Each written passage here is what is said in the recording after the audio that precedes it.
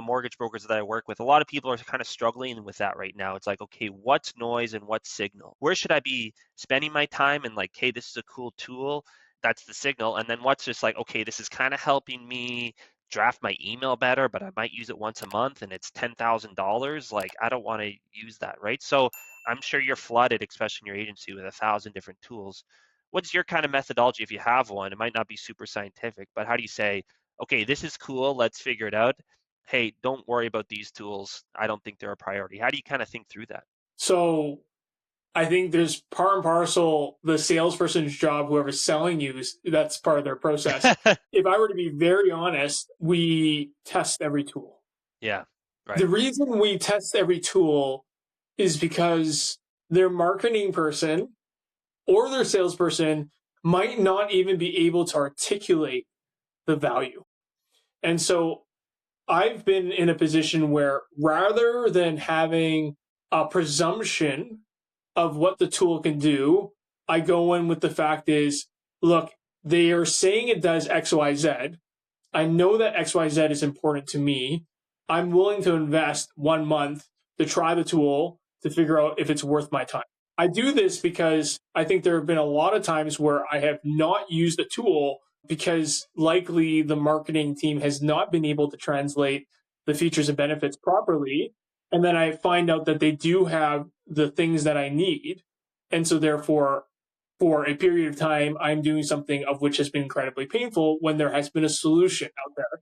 Yeah. And so I don't have a perfect science around that because, just frankly speaking, I don't think every company does a great job. And that's the whole reason I have a marketing business, right? Yeah. And the one thing that I will say for everyone is just recognize that no solution out there typically fulfills 100% of your need.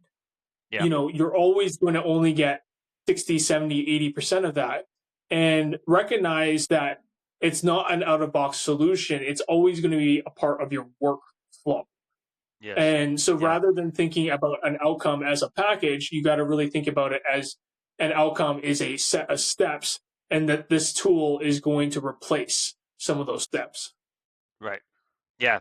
No, I think that's so important. Yeah, I find, even outside the context of maybe an AI tool of any tech, when we work with the brokers, one of the biggest things that we run into is they say, okay, well, whatever, I want to use this tool for marketing, let's say. And then these are the 10 things that I do for marketing, and it's going to make 8 of them better. And then what inevitably happens is people forget about those 8 and they focus on the 1 or 2 things in marketing that it doesn't do, right? It's like, hey, I want to do 10 things. It's making my life way easier for 8 of them. I'm not even considering that.